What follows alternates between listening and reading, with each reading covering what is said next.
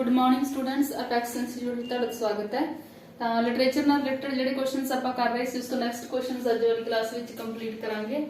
ਅੱਜ ਆਪਣੇ ਕੁਐਸਚਨ ਜਿਹੜੇ ਇਹ ਭਾਸ਼ਾ ਨਾਲ ਰਿਲੇਟਡ ਹੈ, ਪੰਜਾਬੀ ਭਾਸ਼ਾ ਨਾਲ ਰਿਲੇਟਡ ਹੈ ਇਹ ਅੱਜ ਵਾਲੇ ਕੁਐਸਚਨ। ਤਾਂ ਆਪਣਾ 590 ਕੁਐਸਚਨ ਤੇ ਪਹੁੰਚ ਚੁੱਕੇ ਸੀ ਆਪਾਂ। ਤਾਂ ਇਹ ਕੁਐਸਚਨ ਆਪਣਾ ਪੰਜਾਬੀ ਭਾਸ਼ਾ ਹੋਰ ਭਾਸ਼ਾਵਾਂ ਦੇ ਸ਼ਬਦਾਂ ਨੂੰ ਕਿਸ ਰੂਪ ਵਿੱਚ ਅਪਣਾਉਂਦੀ ਹੈ। ਤਾਂ ਇਹ ਤਦਭਵ ਇਸ ਦਾ ਆਨਸਰ ਹੈ ਤਦਭਵ ਰੂਪ ਵਿੱਚ। ਮਤਲਬ ਪੰਜਾਬੀ ਭਾਸ਼ਾ ਹੋਰ ਭਾਸ਼ਾਵਾਂ ਦੇ ਸ਼ਬਦਾਂ ਨੂੰ ਕਿਸ ਰੂਪ ਵਿੱਚ ਅਪਣਾਉਂਦੀ ਹੈ। ਜਿਹੜਾ ਇਹ ਪੰਜਾਬੀ ਭਾਸ਼ਾ ਹੈ ਇਹ ਤਿੰਨ ਤਰ੍ਹਾਂ ਦੇ ਸ਼ਬਦ ਹੁੰਦੇ, ਤਿੰਨ ਤਰ੍ਹਾਂ ਨਾਲ ਅਪਣਾਉਂਦੀ ਹੈ। ਤਦਭਵ, ਤਤਸਮ ਤੇ ਦੇਸੀ ਸ਼ਬਦ ਹੁੰਦੇ ਆ। ਵਿਦੇਸ਼ੀ ਵੀ ਕਹਿ ਸਕਦੇ ਹੋ। ਵਿਦੇਸ਼ੀ ਹੈ ਜਿਹੜੇ ਉਹ ਤਤਸਮ ਦੇ ਵਿੱਚ। ਤਦਭਵ ਸ਼ਬਦ ਕਿਹੜੇ ਹੁੰਦੇ ਆ? ਜਿਵੇਂ ਹੋਰ ਭਾਸ਼ਾਵਾਂ ਦੇ ਸ਼ਬਦਾਂ ਨੂੰ ਕਿਸ ਰੂਪ ਵਿੱਚ, ਤਦਭਵ ਰੂਪ ਵਿੱਚ ਹੋਰ ਭਾਸ਼ਾਵਾਂ ਦੇ ਸ਼ਬਦ ਆ ਜਿਹੜੇ ਉਹ ਐਜ਼ ਇਟ ਇਜ਼ ਜਿਹੜੇ ਆਪਣੀ ਲੈਂਗੁਏਜ ਵਿੱਚ ਸ਼ਾਮਲ ਕਰ ਲਏ ਜਾਣ ਤਾਂ ਉਹ ਤਦਭਵ ਸ਼ਬਦ ਹੈ। ਮਤਲਬ ਜਿਵੇਂ ਤੁਸੀਂ ਕਵੀ ਸ਼ਬਦ ਹੈ, ਚਸ਼ਮਾ ਸ਼ਬਦ ਹੈ, ਜਾਂ ਕਾਰ, ਗਲਾਸ, ਸਕੂਲ ਹੋਰ ਭਾਸ਼ਾਵਾਂ ਦੇ ਸ਼ਬਦ ਹੈ, ਇੰਗਲਿਸ਼ ਦੇ ਆ ਜਾਂ ਸੰਸਕ੍ਰਿਤ ਫਾਰਸੀ ਦੇ ਸ਼ਬਦ ਹੈ, ਐਜ਼ ਇਟ ਇਜ਼ ਉਵੇਂ ਦੇ ਉਵੇਂ ਹੀ ਆਪਣੀ ਭਾਸ਼ਾ ਵਿੱਚ ਸ਼ਾਮਲ ਕਰ ਲਏ ਜਾਣ ਤਾਂ ਉਹ ਤਦਭਵ ਸ਼ਬਦ ਹੈ। ਜੇਕਰ ਉਹਨਾਂ ਦਾ ਥੋੜਾ ਜਿਹਾ ਰੂਪ ਚੇਂਜ ਕਰ ਦਿੱਤਾ ਜਾਵੇ, ਜਿਵੇਂ ਸਿੱਖਿਆ ਸ਼ਬਦ ਹੈ, ਇਸ ਨੂੰ ਆਪਾਂ ਪੰਜਾਬੀ ਵਿੱਚ ਸਿੱਖਿਆ ਬਣਾ ਲਿਆ, ਠੀਕ ਹੈ, ਇਹਨਾਂ ਦਾ ਰੂਪ ਚੇਂਜ ਹੋ ਕੇ ਆ ਜਾਵੇ ਤਾਂ ਉਹ ਤਤਸਮ ਹੈ। ਤੇ ਦੇਸੀ ਸ਼ਬਦ ਕਿਹੜੇ ਹੁੰਦੇ ਆ? ਜਿਹੜੇ ਆਪਣੀ ਹੀ ਭਾਸ਼ਾ ਦੇ ਆ, ਜਿਵੇਂ ਅਲਾਣੀ ਮੰਜੀ, ਭਾਂਡਾ ਟੀਂਡਾ, ਕੱਦੂ, ਇਸ ਤਰ੍ਹਾਂ ਦੇ ਸ਼ਬਦ ਜਿਹੜੇ ਮੂਲ ਆਪਣੀ ਹੀ ਭਾਸ਼ਾ ਦੇ ਸ਼ਬਦ ਆ ਉਹ ਦੇਸੀ ਸ਼ਬਦ ਆ। ਜਿਹੜੇ ਹੋਰ ਭਾਸ਼ਾਵਾਂ ਤੋਂ ਲਏ ਗਏ ਸ਼ਬਦ ਹੈ ਉਵੇਂ ਦੇ ਉਵੇਂ ਹੀ ਆਪਣੀ ਭਾਸ਼ਾ 'ਚ ਸ਼ਾਮਲ ਕਰ ਲਿਆ ਉਹ ਤਦਭਵ ਸ਼ਬਦ ਹੈ। ਔਰ ਜਿਹੜੇ ਹੋਰ ਭਾਸ਼ਾਵਾਂ ਦੇ ਸ਼ਬਦ ਜਿਨ੍ਹਾਂ ਦਾ ਥੋੜਾ ਜਿਹਾ ਰੂਪ ਚੇਂਜ ਕਰ ਦਿੱਤਾ ਉਹ ਹੈਗੇ ਆ ਤਤਸਮ ਸ਼ਬਦ। ਇੰਗਲਿਸ਼ ਤੋਂ ਵੀ ਲਏ ਆ, ਸੰਸਕ੍ਰਿਤ ਤੋਂ ਵੀ ਲਏ ਆ। ਜਿਵੇਂ ਸ਼ੋਕ ਸ਼ਬਦ ਹੈ, ਇਸ ਨੂੰ ਆਪਾਂ ਸੋਗ ਬਣਾ ਲਿਆ, ਠੀਕ ਹੈ। ਜਿਵੇਂ ਚਸ਼ਮਾ ਸ਼ਬਦ ਸੀ ਇਹ ਤਤਭਵ ਦੇ ਵਿੱਚ ਆਵੇਗਾ, ਉਹ ਉਵੇਂ ਦਾ ਉਵੇਂ ਹੀ ਆਪਾਂ ਨੇਤਰ, ਕਵੀ, ਇਸ ਤਰ੍ਹਾਂ ਦੇ ਸ਼ਬਦ ਜਿਹੜੇ ਇਹ ਵਕੀਲ, ਇਹ ਸਾਰੇ ਸ਼ਬਦ ਹੋਰ ਭਾਸ਼ਾਵਾਂ ਤੋਂ ਆਏ ਹੋਏ ਆ। ਤੇ ਤਤਸਮ ਸ਼ਬਦਾਂ ਦੇ ਵਿੱਚ ਇੰਗਲਿਸ਼ ਦੇ ਸ਼ਬਦ ਜਿਵੇਂ ਲਾਰਡ ਸ਼ਬਦ ਹੈ ਤਾਂ ਇਸ ਨੂੰ ਆਪਾਂ ਪੰਜਾਬੀ ਵਿੱਚ ਲਾਟ ਬਣਾ ਲਿਆ, ਠੀਕ ਹੈ। ਜਾਂ ਸੈਲਡ ਸ਼ਬਦ ਹੈ, ਸੈਲਡ, ਤਾਂ ਇਸ ਨੂੰ ਅਸੀਂ ਸਲਾਦ ਕਹਿੰਦੇ। ਥੋੜਾ ਜਿਹਾ ਰੂਪ ਚੇਂਜ ਕਰਕੇ ਉਸ ਨੂੰ ਅਸੀਂ ਆਪਣੀ ਭਾਸ਼ਾ ਵਿੱਚ ਸ਼ਾਮਲ ਕਰ ਲਿਆ, ਠੀਕ ਹੈ। ਇਹ ਹੈਗੇ ਤਤਸਮ, ਤਦਭਵ ਤੇ ਦੇਸੀ ਸ਼ਬਦ। ਨੈਕਸਟ ਕੁਐਸਚਨ ਆ 591। ਤੁਹਾਡੇ ਨੂੰ ਤੁਹਾਡੇ ਕਿਸ ਉਪ ਬੋਲੀ ਵਿੱਚ ਬੋਲਿਆ ਜਾਂਦਾ? ਪੰਜਾਬੀ ਦੀ ਕਿਸ ਉਪ ਬੋਲੀ ਵਿੱਚ ਬੋਲਿਆ ਜਾਂਦਾ ਤੁਹਾਡੇ ਨੂੰ ਤੁਹਾਡੇ? ਤਾਂ ਇਹ ਆਪਣੀ ਮਲਵਈ ਭਾਸ਼ਾ ਦੇ ਵਿੱਚ ਬੋਲਿਆ ਜਾਂਦਾ ਹੈ। ਮਲਵਈ ਭਾਸ਼ਾ ਜਾਂ ਮਲਵਈ ਉਪ ਭਾਸ਼ਾ,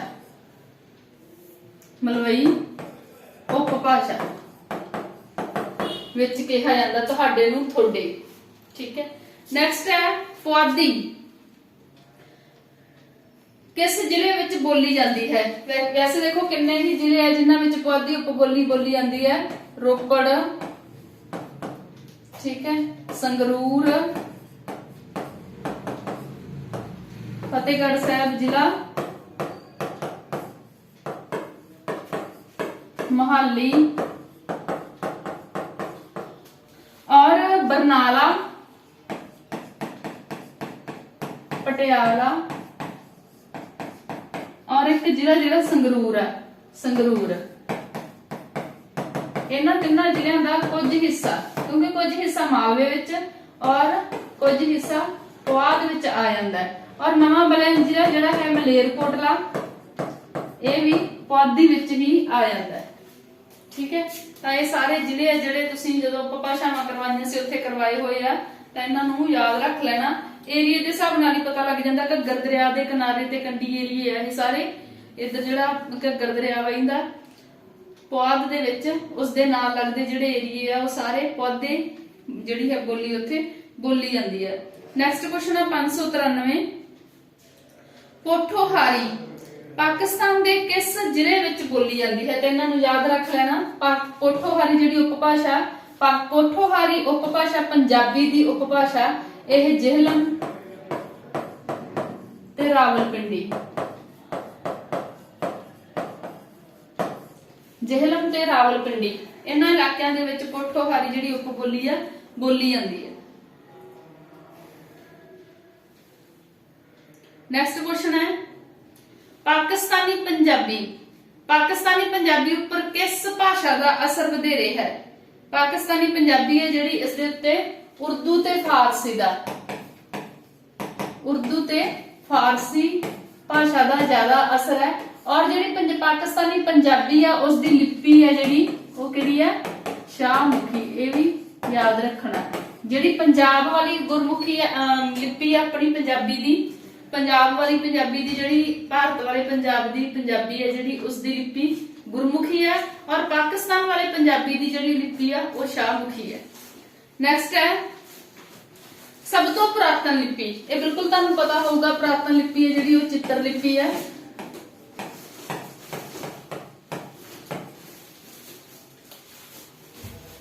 जदों अखरां दे विच लिपि अपने कोले नहीं सी तां चित्र लिपि नाल ही मतलब अपनियां भावनावां नूं अपनियां फीलिंग्स नूं ड्रॉ करके दस्सिया जांदा सी। कोई चित्र बना के मतलब भी उदों यह लिपि ही प्रचलित सी। और जिहड़ी भारत दी है सब तो पुरानी लिपि किहड़ी है? यह हैगा सीगा कि ऑल वर्ल्ड दे विच सब तो पुरानी लिपि है जिहड़ी चित्र लिपि है, और पुरातन भारतीय लिपि है जिहड़ी वो ब्रह्मी लिपि है। ब्रह्मी लिपि सब तो पुरातन। नेक्स्ट है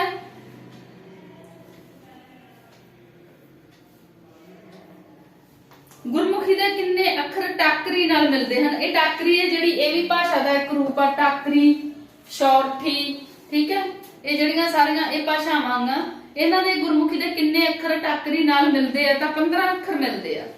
ठीक है, गुरमुखी भाषा दे 15 अखर टाकरी नाल शारदा, ये सारियां लिपियां टाकरी, शारदा, शौरठी,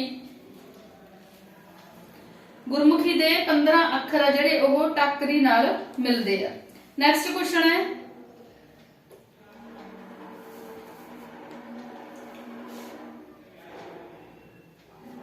शब्द विच छड्डे गए अखर लई किहड़ा चिन्ह वरतिया जांदा है? तां यह विश्राम चिन्हां दे विच आ जांदे आ।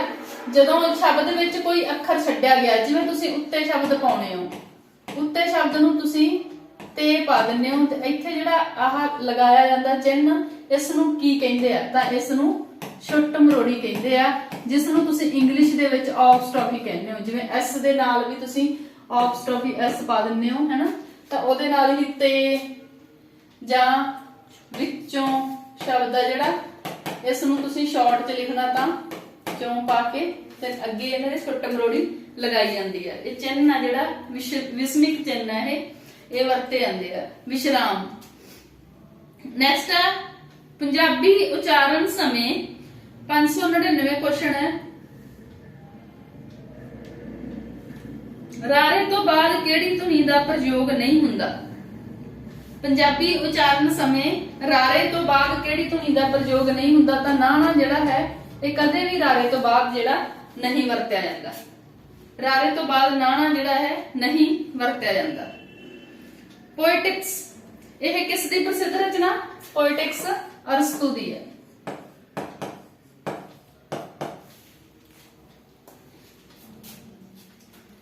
नेक्स्ट क्वेश्चन है शैली नूं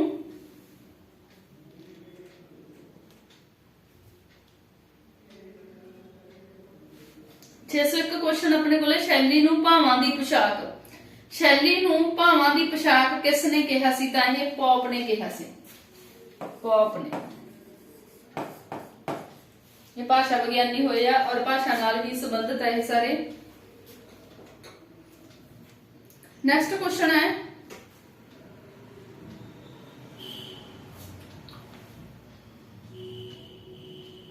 पंजाबी भाषा विच जिहड़े अर्ध स्वर आ वो किन्ने आ? तां अर्ध स्वरां दी गिनती 2 आ, यया ते वावा।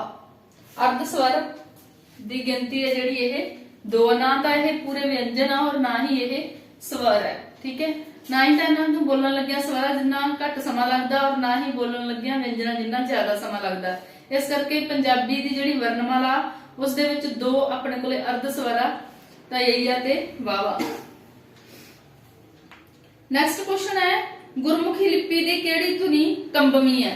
कंबवी धुनी केड़ी आ? रारा। रारा जिहड़ा है ओह ਕੰਬਵੀ ਧੁਨੀ ਵੀ ਕਹਿ ਸਕਦੇ ਹੋ, ਕੰਬਣਾ ਵਿਅੰਜਨ ਵੀ ਕਹਿ ਸਕਦੇ ਹੋ ਇਸ ਨੂੰ।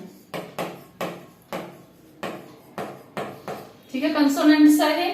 ਠੀਕ ਹੈ, ਜਿਵੇਂ ਟੋਟਲ ਜਿਹੜੀ ਹੈ ਪੰਜਾਬੀ ਆਪਣੀ ਉਸਦੇ ਅੱਖਰ ਆ ਜਿਹੜੇ ਉਹ 41 ਹੈ, ਔਰ ਇਸ ਦੇ ਵਿੱਚੋਂ ਜਿਹੜੇ 3 ਆ ਉਹ ਆਪਣੇ ਕੋਲੇ ਸਵਰ ਵਾਹਕ ਹੈ। ਔਰ ਇਹਨਾਂ ਦੇ ਨਾਲ ਜਦੋਂ ਆਪਾਂ ਊੜਾ ਐੜਾ ਤੇ ਈੜੂ ਇਹਨਾਂ ਦੇ ਨਾਲ ਜਦੋਂ ਆਪਾਂ ਲਗਾ ਮਾਤਰਾ ਲੱਗ ਦਿੰਦੇ ਹਾਂ ਤੇ ਇਹਨਾਂ ਦੀ ਗਿਣਤੀ 10 ਬਣ ਜਾਂਦੀ ਹੈ। ਔਰ ਉਸ ਤੋਂ ਤਿੰਨਾਂ ਨੂੰ ਵਿੱਚੋਂ ਮਾਈਨਸ ਕਰਕੇ ਜਿਹੜੇ ਬਾਕੀ 38 ਬਚੇ ਆ ਉਹ ਆਪਣੇ ਕੋਲੇ ਵਿਅੰਜਨ ਆ ਗੁਰਮੁਖੀ ਦੇ ਵਿੱਚ। ਬਾਈ ਚਾਂਸ ਦੇਖੋ ਪਹਿਲਾਂ 35 ਅੱਖਰੀ ਸੀ, ਸ਼ੇਰ ਦੇ ਵਿੱਚ ਧੁਨੀਆਂ ਹੋਰ ਉਚਾਰਨ ਕੀਤੀਆਂ ਗਈਆਂ, ਅਰਬੀ ਫਾਰਸੀ ਦੇ ਅੱਖਰ ਬੋਲਣ ਵਾਸਤੇ ਆਪਣੇ ਕੋਲੇ ਕੋਈ ਅੱਖਰ ਨਹੀਂ ਸੀ। ਇਸ ਕਰਕੇ ਜਿਹੜੀ ਲਾਸਟ ਵਾਲੀ ਲਾਈਨ ਆ ਸੱਸੇ ਪੈਰ ਬਿੰਦੀ ਖੱਖੇ ਪੈਰ ਬਿੰਦੀ ਵਾਲੀ ਉਹ ਵਿੱਚ ਇਨਕਲੂਡ ਕਰਕੇ 35 ਦੀ ਬਜਾਏ 41 ਅੱਖਰ ਆ ਗਏ। ਵੈਸੇ ਤਾਂ ਡੈਫੀਨਿਟਲੀ ਕਲੀਅਰ ਹੈ ਕਿ ਤੁਹਾਨੂੰ 41 ਹੀ ਆਪਸ਼ਨ ਹੋਊਗੀ ਵਿੱਚ। ਜੇ 41 ਦੇ ਨਾਲ 35 ਆਪਸ਼ਨ ਵੀ ਹੈ ਤੇ 2 ਹੋਰ ਹੈ ਤਾਂ ਤੁਹਾਨੂੰ ਇੱਥੇ ਵਿੱਚ ਕਨਫਿਊਜ਼ ਨਹੀਂ ਹੋਣਾ ਤੁਸੀਂ। ਇਹਨਾਂ ਦੋਨਾਂ ਦੇ ਵਿੱਚੋਂ 41 ਹੀ ਸਹੀ ਰਹੇਗਾ, ਹਮੇਸ਼ਾ ਹੀ 41 ਸਹੀ ਰਹੇਗਾ। ਔਰ ਬਾਈ ਚਾਂਸ 41 ਆਪਸ਼ਨ ਹੀ ਨਹੀਂ ਹੈ ਆਪਣੇ ਕੋਲੇ, 35 ਦੇ ਨਾਲ 3 ਆਪਸ਼ਨ ਹੋਰ ਗਲਤ ਹੈ ਤਾਂ ਤੁਸੀਂ 35 ਟਿਕ ਕਰਨਾ, ਅਦਰਵਾਈਜ਼ ਤੁਸੀਂ 41 ਹੀ ਦਿਮਾਗ ਵਿੱਚ ਰੱਖਣਾ। ਠੀਕ ਹੈ, ਤਾਂ ਇਹਦਾ ਜਿਹੜਾ ਕੰਬਵਾਂ ਵਿਅੰਜਨ ਆ ਜਿਹੜਾ ਉਹ ਰਾਰਾ ਹੈ ਆਪਣੇ ਕੋਲੇ। ਕੰਬਵੀ ਧੁਨੀ ਵੀ ਕਹਿ ਸਕਦੇ ਹੋ ਜਿਸ ਨੂੰ ਕੰਬਵਾਂ ਵਿਅੰਜਨ ਵੀ ਕਹਿ ਸਕਦੇ ਹੋ। ਨੈਕਸਟ ਹੈ ਟੈਂਕਾ, ਠੱਠਾ, ਡੱਡਾ ਤੇ ਢੱਡਾ ਧੁਨੀਆਂ ਦਾ ਉਚਾਰਨ ਕੀ ਹੈ? ਟੈਂਕਾ ਵੈਸੇ ਤਾਂ ਇਹਨਾਂ ਨੂੰ ਉਲਟ ਜਿੱਬੀ ਕਹਿੰਦੇ ਆ, ਜਦੋਂ ਤੁਸੀਂ ਇਸ ਨੂੰ ਪ੍ਰੋਨਾਂਸ ਕਰੋਗੇ ਇਹ ਧੁਨੀਆਂ ਦਾ ਉਚਾਰਨ ਖੰਡ ਹੈ ਜਿਹੜਾ ਉਲਟ ਜਿੱਬੀ ਹੈ, ਇਹ ਜੀਭ ਉਲਟ ਜਾਂਦੀ ਹੈ ਜਦੋਂ ਤੁਸੀਂ ਇਹਨਾਂ ਨੂੰ ਪ੍ਰੋਨਾਂਸ ਕਰਦੇ ਹੋ। ਟੈਂਕਾ, ਠੱਠਾ, ਡੱਡਾ, ਢੱਡਾ। ਔਰ ਇਹਨਾਂ ਨੂੰ ਮੂਰ ਧੁਨੀ ਵੀ ਕਹਿੰਦੇ ਆ, ਮੂਰ ਧੁਨੀ ਵੀ ਕਿਹਾ ਜਾਂਦਾ ਹੈ।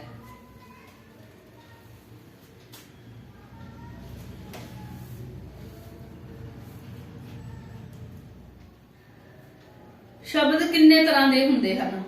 ਸ਼ਬਦ ਆ ਜਿਹੜੇ ਇਹ 2 ਤਰ੍ਹਾਂ ਦੇ ਹੁੰਦੇ ਆ। ਸ਼ਬਦ 2 ਤਰ੍ਹਾਂ ਦੇ ਹੁੰਦੇ ਆ। ਕਿੰਨੇ ਤਰ੍ਹਾਂ ਦੇ ਹੁੰਦੇ ਆ ਸ਼ਬਦ? 2 ਤਰ੍ਹਾਂ ਦੇ। ਨੈਕਸਟ ਹੈ 27 ਜਨਵਰੀ। 27 ਜਨਵਰੀ ਕਹਾਣੀ ਸੰਗ੍ਰਹਿ ਹੈ ਔਰ ਇਹ ਕਿਸ ਦਾ ਹੈ? ਗੁਰਮੁਖ ਸਿੰਘ ਮੁਸਾਫਰ ਦਾ।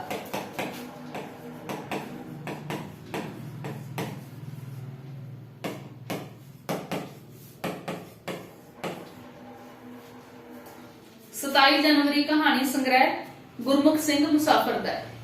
ਉਰਵਰ ਪਾਰ ਕਹਾਣੀ ਸੰਗ੍ਰਹਿ ਇਹ ਵੀ ਉਰਵਰ ਪਾਰ, ਤਾਂ ਇਹ ਕਹਾਣੀ ਸੰਗ੍ਰਹਿ ਵੀ ਗੁਰਮੁਖ ਸਿੰਘ ਗਿਆਨੀ ਗੁਰਮੁਖ ਸਿੰਘ ਮੁਸਾਫਰ ਦਾ ਹੈ।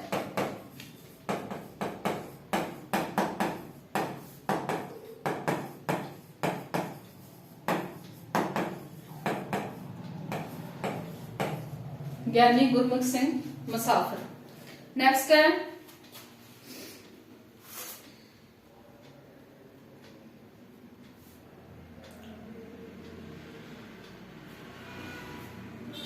ਗੁਰਮੁਖ ਸਿੰਘ ਮੁਸਾਫਰ ਨੂੰ ਕਿਸ ਕਹਾਣੀ ਸੰਗ੍ਰਹਿ ਲਈ ਸਾਹਿਤ ਅਕੈਡਮੀ ਅਵਾਰਡ ਜਿਹੜਾ ਮਿਲਿਆ ਹੈ, ਇਹ ਕਿਸ ਕਹਾਣੀ ਸੰਗ੍ਰਹਿ ਵਾਸਤੇ ਮਿਲਿਆ ਸੀ? ਤਾਂ ਇਸੇ ਵਾਸਤੇ ਹੀ ਉਰਵਰ ਪਾਰ ਕਹਾਣੀ ਸੰਗ੍ਰਹਿ ਤੇ ਇਹਨਾਂ ਨੂੰ ਸਾਹਿਤ ਅਕੈਡਮੀ ਅਵਾਰਡ ਮਿਲਿਆ ਸੀ ਔਰ ਇਹ 1978 ਵਿੱਚ ਮਿਲਿਆ ਸੀ। ਠੀਕ ਹੈ, ਯਾਦ ਰੱਖਣਾ ਹੈ ਉਰਵਰ ਪਾਰ ਤੇ ਗੁਰਮੁਖ ਸਿੰਘ ਮੁਸਾਫਰ ਨੂੰ, ਗਿਆਨੀ ਗੁਰਮੁਖ ਸਿੰਘ ਮੁਸਾਫਰ ਨੂੰ ਸਾਹਿਤ ਅਕੈਡਮੀ ਅਵਾਰਡ ਮਿਲਿਆ ਸੀ ਔਰ 1978 ਵਿੱਚ ਮਿਲਿਆ ਸੀ। ਜੇਲ੍ਹ ਜੀਵਨ ਵਿੱਚ ਸੁਧਾਰ ਨਾਲ ਸੰਬੰਧਿਤ ਕਹਾਣੀਆਂ ਪੰਜਾਬੀ ਵਿੱਚ ਵਧੇਰੇ ਕਿਸ ਨੇ ਲਿਖੀਆਂ? ਜੇਲ੍ਹ ਜੀਵਨ ਇਹ ਵੀ ਗੁਰਮੁਖ ਸਿੰਘ ਮੁਸਾਫਰ ਨੇ ਲਿਖਣਾ।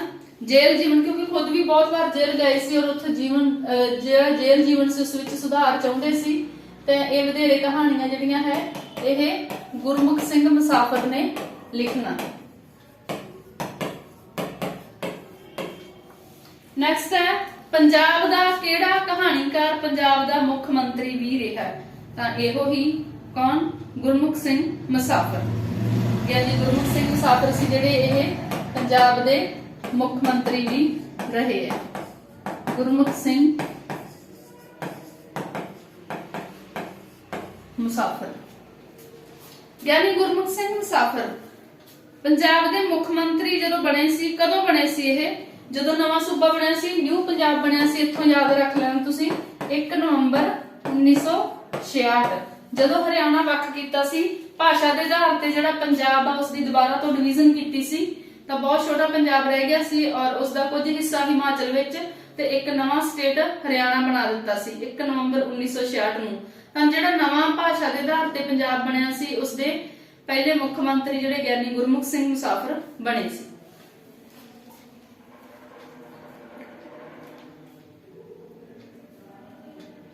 नेक्स्ट है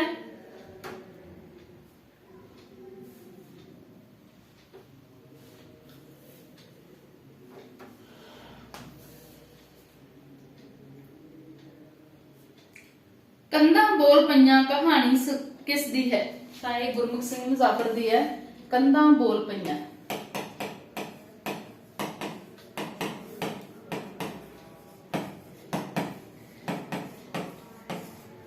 ਗੁਰਮੁਖ ਸਿੰਘ ਮੁਸਾਫਰ ਦੀ ਹੈ।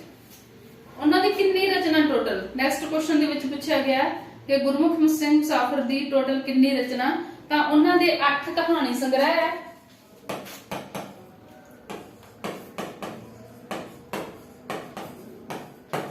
और 9 ਉਹਨਾਂ ਦੇ ਕਾਵ ਸੰਗ੍ਰਹਿ ਹੈ। ਉਹ ਇੱਕ ਕਹਾਣੀਕਾਰ ਵੀ ਸੀ ਔਰ ਇੱਕ ਕਵੀ ਵੀ ਸੀ, ਪਰ ਉਹਨਾਂ ਦੀ ਜ਼ਿਆਦਾ ਪ੍ਰਸਿੱਧੀ ਐਜ਼ ਅ ਕਹਾਣੀਕਾਰ ਜ਼ਿਆਦਾ ਹੋਈ ਹੈ। ਠੀਕ ਹੈ। ਨੈਕਸਟ ਹੈ ਗਿਆਨੀ ਗੁਰਮੁਖ ਸਿੰਘ ਮੁਸਾਫਰ ਨੂੰ ਪਦਮ ਵਿਭੂਸ਼ਣ ਕਿਹੜੇ ਸਾਲ ਮਿਲਿਆ? ਪਦਮ ਵਿਭੂਸ਼ਣ ਜਿਹੜਾ ਅਵਾਰਡ ਸੀ ਉਹਨਾਂ ਨੂੰ 1976 ਦੇ ਵਿੱਚ ਹੈ, ਉਹਨਾਂ ਦੀ ਮੌਤ ਤੋਂ ਬਾਅਦ।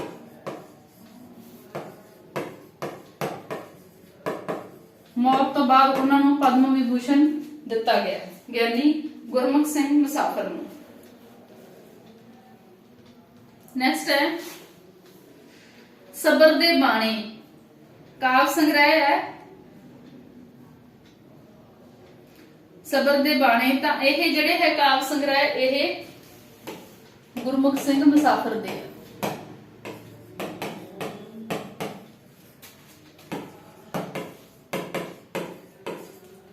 ਸਬਰ ਦੇ ਬਾਣੀ ਕਾਵ ਸੰਗ੍ਰਹਿ ਕਿਸ ਦਾ ਰਚਿਆ ਹੋਇਆ? ਗੁਰਮੁਖ ਸਿੰਘ ਮੁਸਾਫਰ ਦਾ। ਨੈਕਸਟ ਹੈ ਕੰਧਾਂ ਬੋਲ ਪਈਆਂ। ਇਹ ਕਹਾਣੀ ਵੀ ਉਹਨਾਂ ਦੀ ਹੈ, ਗੁਰਮੁਖ ਸਿੰਘ ਮੁਸਾਫਰ ਦੀ। ਉਹ ਨਿਕਲ ਗਿਆ ਕੰਧਾਂ ਬੋਲ ਪਈਆਂ। 1 ਮਿੰਟ ਅੱਗੇ ਹੈ ਆਪਣੇ ਕੋਲੇ ਕੁਐਸਚਨ ਗੁਟਾਰ। ਗੁਟਾਰ ਕਹਾਣੀ ਹੈ ਜਿਹੜੀ ਇਹ ਵੀ ਗੁਰਮੁਖ ਸਿੰਘ ਮੁਸਾਫਰ ਦੀ ਹੈ, ਕਾਫੀ ਇੰਪੋਰਟੈਂਟ ਹੈ ਇਹ ਗੁਟਾਰ ਕਹਾਣੀ। ਇਹ ਗੁਰਮੁਖ ਸਿੰਘ ਮੁਸਾਫਰ। ਨੈਕਸਟ ਹੈ ਕੁਐਸਚਨ ਆਪਣੇ ਕੋਲੇ ਗਿਆਨੀ ਗੁਰਮੁਖ ਸਿੰਘ ਮੁਸਾਫਰ ਦਾ ਜਨਮ ਕਦੋਂ ਹੋਇਆ ਸੀ? ਤਾਂ ਉਹਨਾਂ ਦਾ ਜੀਵਨ ਕਾਲ ਹੈ ਜਿਹੜਾ ਉਹ 15 ਜਨਵਰੀ 1899 ਵਿੱਚ 15 ਜਨਵਰੀ 1899 ਵਿੱਚ ਉਹਨਾਂ ਦਾ ਬਰਥ ਹੋਇਆ ਸੀ ਔਰ ਉਹਨਾਂ ਦੀ ਜਿਹੜੀ ਡੈਥ ਹੈ 18 ਜਨਵਰੀ 15 ਜਨਵਰੀ ਨੂੰ ਉਹਨਾਂ ਦਾ ਬਰਥ ਹੋਇਆ ਸੀ ਔਰ 18 ਜਨਵਰੀ ਇੱਥੋਂ ਯਾਦ ਰੱਖਣਾ ਬਹੁਤ ਸੌਖਾ। ਔਰ ਜਿਹੜੇ ਸਾਲ ਉਹਨਾਂ ਨੂੰ ਪਦਮ ਵਿਭੂਸ਼ਣ ਮਿਲਿਆ 1976 ਦੇ ਵਿੱਚ ਉਹਨਾਂ ਦੀ ਮੌਤ ਹੋ ਗਈ ਸੀ। ਠੀਕ ਹੈ। 18 ਜਨਵਰੀ 1976 ਔਰ 1976 ਦੇ ਵਿੱਚ ਹੀ ਉਹਨਾਂ ਨੂੰ ਪਦਮ ਵਿਭੂਸ਼ਣ ਮਿਲਿਆ ਸੀ ਮੌਤ ਤੋਂ ਬਾਅਦ।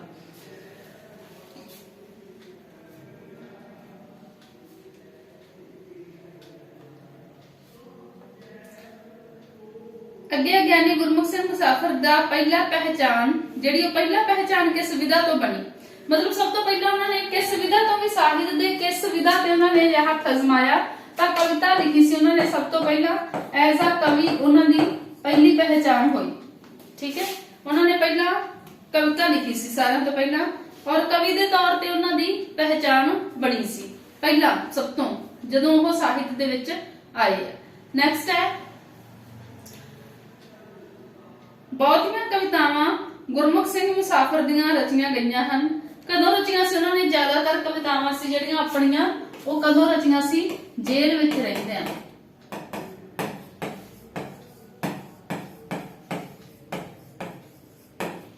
ਜੇਲ੍ਹ ਵਿੱਚ ਰਹਿੰਦੇ ਆ।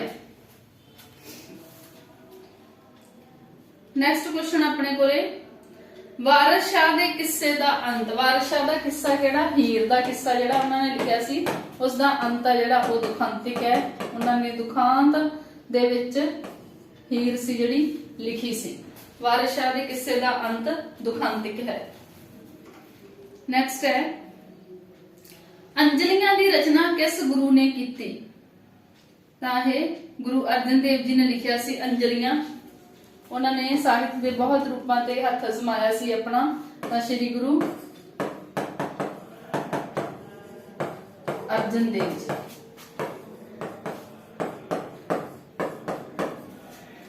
ਨੇ ਅੰਜਲੀਆਂ ਦੀ ਰਚਨਾ ਕੀਤੀ ਸੀ। ਨੈਕਸਟ ਹੈ, ਇਹ ਕੁਐਸਚਨ ਤੁਹਾਨੂੰ ਬਿਲਕੁਲ ਪਤਾ ਹੋਊਗਾ। ਤਾਂ ਸ਼ੀਤਲਾ ਮਾਤਾ ਨਾਲ ਸੰਬੰਧਿਤ ਮੇਲਾ ਕਿਹੜਾ ਹੈ?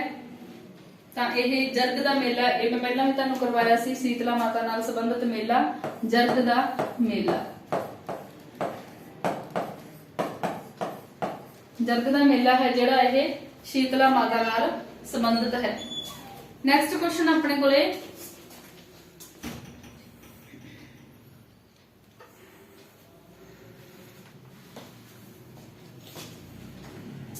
ਪੰਜਾਬੀ ਦਾ ਪਹਿਲਾ ਸਫ਼ਰਨਾਮਾ। ਤਾਂ ਕਿਹੜਾ ਹੈ ਪੰਜਾਬੀ ਦਾ ਪਹਿਲਾ ਸਫ਼ਰਨਾਮਾ? ਲਾਲ ਸਿੰਘ ਕਮਲਾ ਅਕਾਲੀ ਦਾ।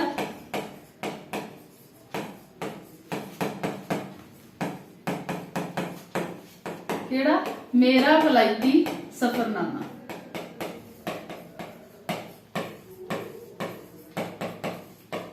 ਮੇਰਾ ਵਲਾਇਤੀ ਸਫ਼ਰਨਾਮਾ ਲਾਲ ਸਿੰਘ ਕਮਲਾ ਅਕਾਲੀ ਦਾ ਲਿਖਿਆ ਹੋਇਆ। ਔਰ ਇਹ ਉਹਨਾਂ ਨੇ ਮੇਰਾ ਵਲਾਇਤੀ ਸਫ਼ਰਨਾਮਾ 1926 ਵਿੱਚ ਲਿਖਿਆ ਸੀ। ਇਹ ਵਲਾਇਤੀ ਸਫ਼ਰਨਾਮਾ ਸੀ ਜਿਹੜਾ ਉਹ 1926 ਦੇ ਵਿੱਚ ਲਿਖਿਆ ਸੀ। ਇਸ ਗੱਲ ਦਾ ਧਿਆਨ ਰੱਖਣਾ।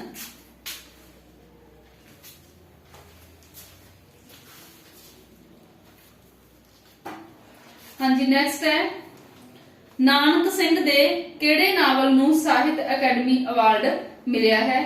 ਨਾਨਕ ਸਿੰਘ ਦਾ ਕਿਹੜਾ ਨਾਵਲ ਸੀ? ਕਿਹੜੇ ਨਾਵਲ ਨੂੰ? ਇੱਕ ਮਿਆਨ ਦੋ ਤਲਵਾਰਾਂ।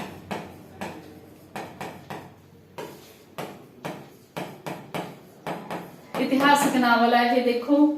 ਔਰ ਜਿਹੜਾ ਇਹ ਇਤਿਹਾਸਕ ਨਾਵਲ ਹੈ ਔਰ ਇਹ ਜਿਹੜਾ ਨਾਵਲ ਹੈ ਇਹ ਗਦਰ ਲਹਿਰ ਨਾਲ ਸੰਬੰਧਿਤ ਹੈ। ਗਦਰ ਪਾਰਟੀ ਜਾਂ ਗਦਰ ਲਹਿਰ ਜਿਹੜੀ ਚੱਲੀ ਸੀ, ਆਜ਼ਾਦੀ ਦੀ ਜਿਹੜੀ ਲਹਿਰ ਸੀ। ਔਰ ਇਸ ਦੇ ਵਿੱਚ ਕਰਤਾਰ ਸਿੰਘ ਸਰਾਭਾ ਸੀ ਜਿਹੜੇ, ਉਹਨਾਂ ਦਾ ਜੀਵਨ ਆ ਜਿਹੜਾ ਪੇਸ਼ ਕੀਤਾ ਗਿਆ। ਥੋੜਾ ਜਿਹਾ ਚੇਂਜਸ ਦੇਖੋ, ਜਿਹੜੇ ਨਾਵਲ ਹੁੰਦੇ ਆ ਇਹਨਾਂ ਦੇ ਵਿੱਚ ਇਹ ਯਥਾਰਥ ਦੇ ਨੇੜੇ ਤੇੜੇ ਹੁੰਦੇ ਆ। ਜਿਹੜੇ ਇਤਿਹਾਸਕ ਨਾਵਲ ਆ ਨਾ ਉਹਨਾਂ ਦੇ ਵਿੱਚ ਵੀ ਥੋੜਾ ਜਿਹਾ ਵੀ ਤੋੜ ਮਰੋੜ ਕੇ ਉਸ ਨੂੰ ਪੇਸ਼ ਕੀਤਾ ਜਾਂਦਾ ਵੀ ਪ੍ਰੋਪਰ ਜਿਹੜੇ ਐਜ਼ ਅ ਟਿਸ ਜਿਹੜੇ ਨਾਮ ਹੁੰਦੇ ਆ ਉਹ ਨਹੀਂ ਇਹਦੇ ਵਿੱਚ ਆਪਾਂ ਸ਼ੋ ਕਰ ਸਕਦੇ। ਜਿਹੜੇ ਇਤਿਹਾਸਕ ਨਾਵਲ ਆ ਉਹਨਾਂ ਵਿੱਚ ਵੀ ਥੋੜਾ ਜਿਹਾ ਵੀ ਜਿਹੜੀ ਕਲਪਨਾ ਹੈ ਉਹ ਨਾਵਲਕਾਰ ਦੀ ਪਰੋਈ ਜਾਂਦੀ ਹੈ। ਤਾਂ ਇਹ ਗਦਰ ਲਹਿਰ ਨਾਲ ਸੰਬੰਧਿਤ ਹੈ। ਇੱਕ ਮਿਆਨ ਦੋ ਤਲਵਾਰਾਂ ਬਹੁਤ ਵਧੀਆ ਨਾਵਲ ਹੈ ਨਾਨਕ ਸਿੰਘ ਦਾ। ਇਸ ਤੇ ਇਹਨਾਂ ਨੂੰ ਸਾਹਿਤ ਅਕੈਡਮੀ ਅਵਾਰਡ ਮਿਲਿਆ ਸੀ। ਇਤਿਹਾਸਕ ਨਾਵਲ ਕਿਉਂ ਕਿਹਾ ਜਾਂਦਾ? ਗਦਰ ਪਾਰਟੀ ਨਾਲ ਸੰਬੰਧਿਤ ਕਰਕੇ। ਔਰ ਕਰਤਾਰ ਸਿੰਘ ਸਰਾਭਾ ਦੇ ਜੀਵਨ ਨੂੰ ਇਸ ਦੇ ਵਿੱਚ ਬਿਆਨ ਕੀਤਾ ਗਿਆ। ਨੈਕਸਟ ਕੁਐਸਚਨ ਆਪਣੇ ਕੋਲੇ ਧੀਮੇ ਬੋਲਾਂ ਦਾ ਸ਼ਾਇਰ। ਧੀਮੇ ਬੋਲਾਂ ਵਾਲਾ ਸ਼ਾਇਰ ਹੈ ਜਿਹੜੇ ਐਸ ਮੀਸ਼ਾ ਨੂੰ ਕਿਹਾ ਜਾਂਦਾ। ਸੱਸਾ ਸੱਸਾ ਮੀਸ਼ਾ, ਠੀਕ ਹੈ। ਇਹਨਾਂ ਨੂੰ ਧੀਮੇ ਬੋਲਾਂ ਵਾਲਾ ਸ਼ਾਇਰ ਕਿਹਾ ਜਾਂਦਾ ਹੈ।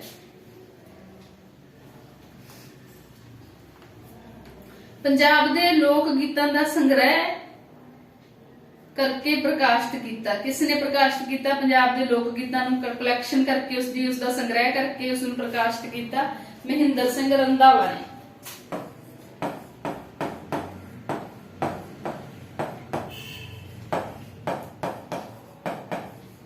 ਮਹਿੰਦਰ ਸਿੰਘ ਰੰਧਾਵਾ ਨੇ ਪੰਜਾਬ ਦੇ ਲੋਕ ਗੀਤਾਂ ਦਾ ਸੰਗ੍ਰਹਿ ਕਰਕੇ ਪ੍ਰਕਾਸ਼ਿਤ ਕੀਤਾ।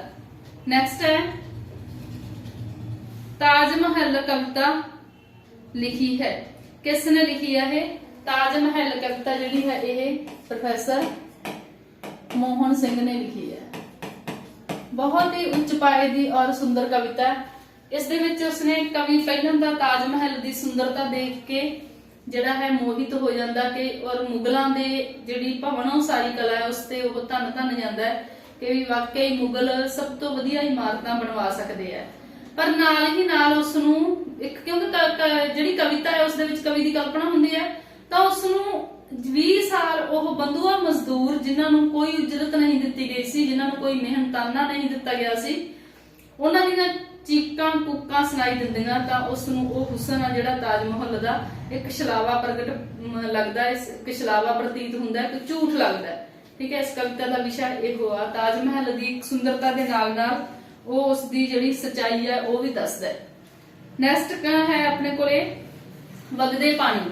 ਤਾਂ ਇਹ ਵੀ ਤੁਹਾਨੂੰ ਪਤਾ ਹੋਊਗੀ, ਪਹਿਲਾਂ ਵੀ ਇਹ ਕੁਐਸਚਨ ਆ ਚੁੱਕਿਆ। ਵਗਦੇ ਪਾਣੀ ਜਿਹੜਾ ਹੈ ਇਹ ਦੀਵਾਨ ਸਿੰਘ ਕਾਲੇ ਪਾਣੀ ਦੀ ਹੈ।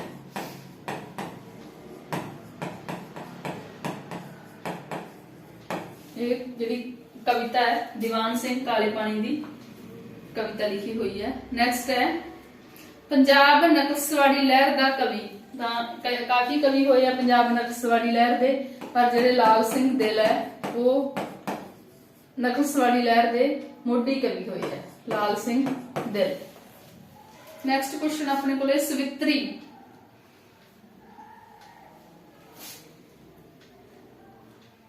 ਸਵਿਤਰੀ ਜਿਹੜੀ ਕਵਿਤਾ ਹੈ ਉਹ ਕਿਸ ਦੀ ਲਿਖੀ ਹੋਈ ਹੈ? ਸਵਿਤਰੀ ਕਵਿਤਾ ਮਨਜੀਤ ਕੌਰ ਟਿਵਾਣਾ।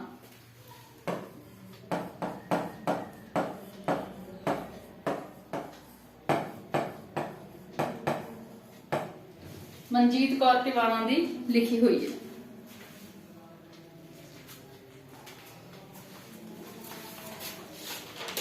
ਨੈਕਸਟ ਕੁਐਸਚਨ ਹੈ ਨਜ਼ਰ ਲੱਗੀ ਪੰਜਾਬ ਨੂੰ। ਕਵਿਤਾ ਹੈ ਜਿਹੜੀ ਇਹ ਕਿਸ ਦੀ ਲਿਖੀ ਹੋਈ ਹੈ? ਨਜ਼ਰ ਲੱਗੀ ਪੰਜਾਬ ਨੂੰ, ਤਾਂ ਇਹ ਸੁਰਜੀਤ ਪਾਤਰ ਦੀ ਲਿਖੀ ਹੋਈ ਹੈ।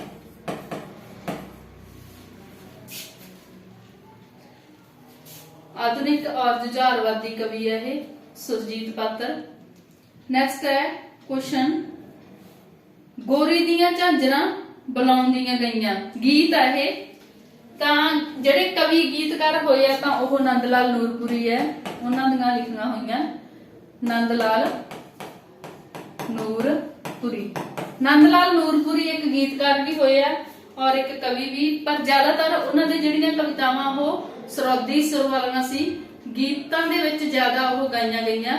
ਜਿਵੇਂ ਤੁਸੀਂ ਕਈ ਵਾਰੀ ਸੁਣਿਆ ਹੋਊਗਾ ਉਹ ਸਤਿਗੁਰ ਨਾਨਕ ਆਜਾ ਤੇਰੀ ਲੀਲਾ ਨਿਆਰੀ, ਇਸ ਤਰ੍ਹਾਂ ਦੇ ਜਿਹੜੇ ਇਹ ਸਾਰੇ ਨੰਦ ਲਾਲ ਨੂਰਪੁਰੀ ਦੇ ਲਿਖੇ ਹੋਏ ਆ। ਠੀਕ ਹੈ, ਗੋਰੀ ਦੀਆਂ ਝਾਂਜਰਾਂ ਬੁਲਾਉਂਦੀਆਂ ਗਈਆਂ ਜਿਹੜਾ ਇਹ ਹੈ ਇਹ ਵੀ ਨੰਦ ਲਾਲ ਨੂਰਪੁਰੀ ਦਾ ਲਿਖਿਆ ਹੋਇਆ। ਬੁੱਲੇ ਸ਼ਾਹ ਦੀਆਂ ਕਿੰਨੀਆਂ ਛੇ ਹਰਫੀਆਂ ਹਨ? ਛੇ ਹਰਫੀਆਂ ਤਾਂ ਉਹਨਾਂ ਦੀਆਂ ਬੁੱਲੇ ਸ਼ਾਹ ਦੀਆਂ 3 ਹੈ। 3 ਛੇ ਹਰਫੀਆਂ ਤੇ ਉਹਨਾਂ ਨੇ ਹੱਥ ਅਜ਼ਮਾਇਆ। ਨੈਕਸਟ ਹੈ ਵਾਰਸ ਹੀਰ ਦਾ ਸਮਾਂ ਕਾਲ ਕਿੰਨਾ ਹੈ? ਦੇ ਜਿਹੜਾ ਹੈ ਇਹ ਵਾਰਸ ਦੀ ਜਿਹੜੀ ਹੀਰ ਸੀ ਇਹਦਾ ਸਮਾਂ ਕਾਲ ਆ ਜਿਹੜਾ ਇਹ ਮੁਗਲ ਕਾਲ ਦੀ ਅਦੋਗਤੀ ਦਾ ਸਮਾਂ ਹੈ। ਮੁਗਲ ਕਾਲ ਦੀ ਅਦੋਗਤੀ, ਮੁਗਲ ਕਾਲ ਦੀ ਅਦੋਗਤੀ ਦਾ ਸਮਾਂ ਹੈ ਜਿਹੜਾ ਇਹ ਵਾਰਿਸ ਸ਼ਾਹ ਦੀ ਹੀਰ ਸੀ ਜਿਹੜੀ ਉਦੋਂ ਲਿਖੀ ਗਈ। ਮਤਲਬ ਅਦੋਗਤੀ ਦਾ ਸਮਾਂ ਜਦੋਂ ਉਹ ਪੂਰੇ ਮਤਲਬ ਅੱਤ ਚੁੱਕੀ ਹੋਈ ਸੀ ਮੁਗਲਾਂ ਨੇ ਔਰ ਉਹ ਖਤਮ ਹੋਣ ਦੇ ਕਿਨਾਰੇ ਤੇ ਸੀਗੇ, ਤਾਂ ਉਸ ਸਮੇਂ ਮੁਗਲ ਕਾਲ ਦੀ ਅਦੋਗਤੀ ਜਦੋਂ ਉਹ ਗਿਰਾਵਟ ਵੱਲ ਜਾ ਰਿਹਾ ਸੀਗਾ, ਮਤਲਬ ਚੜ੍ਹਤ ਵੱਲ ਨਹੀਂ ਗਿਰਾਵਟ ਵੱਲ ਜਾ ਰਿਹਾ ਸੀ ਮੁਗਲ ਕਾਲ, ਤਾਂ ਉਦੋਂ ਹੀ ਵਾਰਿਸ ਨੇ ਹੀਰ ਲਿਖੀ। ਤਾਂ ਠੀਕ ਹੈ ਸਟੂਡੈਂਟਸ, ਅੱਜ ਦੇ ਆਪਣੇ ਕੁਐਸਚਨ ਆ ਜਿਹੜੇ ਅੱਜ ਦੀ ਕਲਾਸ ਦੇ ਇੰਨੇ ਹੀ, ਔਰ ਇਸ ਤੋਂ ਨੈਕਸਟ ਕਲਾਸ ਕੁਐਸਚਨਸ ਆ ਜਿਹੜੇ ਆਪਾਂ ਨੈਕਸਟ ਕਲਾਸ ਵਿੱਚ ਕੰਪਲੀਟ ਕਰਾਂਗੇ। ਧੰਨਵਾਦ।